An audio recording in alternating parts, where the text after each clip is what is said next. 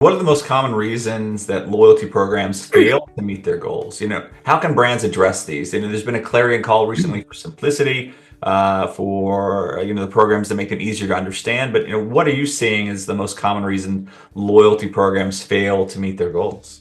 Yeah, it's a good question. I think there's two real root causes for this. We about half of the business we do in our consulting practice is folks who have a loyalty program that come to us and say, "I've got this. We're not sure if it's working, or we feel like it. We started out gangbusters and it started to become stale and collect dust, and we're not even sure if we're getting incremental revenue or if it's just become a cost center."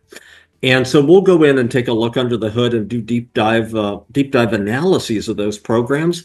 But it usually comes down to one of two things. And the first one is poor financial engineering of the program. And I think the biggest mistake that brands can make is sometimes folks will try to do it quickly and they will engineer too rich of rewards or just too many ways to get rewards and earn, and they're not ready for the deluge of rewards and liability that impacts revenue recognition that hits them. I mean, there is careful financial modeling that has to go into building a value proposition.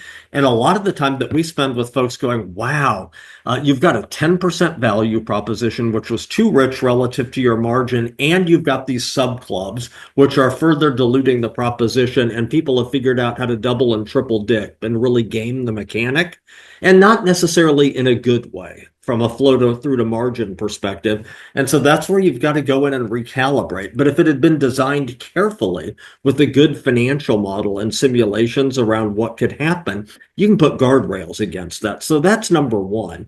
But I think the second one is a well-engineered program with a good customer value proposition can also fail if all it is a well-engineered loyalty program with a good value proposition. Do this, get this. That's not enough in the age of the consumer. It might work out of the gate, but customers are expecting us to take these myriad data points that we're collecting from loyalty and do something with them. Further personalize this, serve up a rotating constellation of new benefits, perks, experiences, keeping it fresh, keeping it fun, engaging the customer. And that willingness to reinvent instead of just hide behind a static CVP that follows one lane of traffic is also behind why programs start to lose their luster, especially if you've got competitors who are killing it and doing cool things.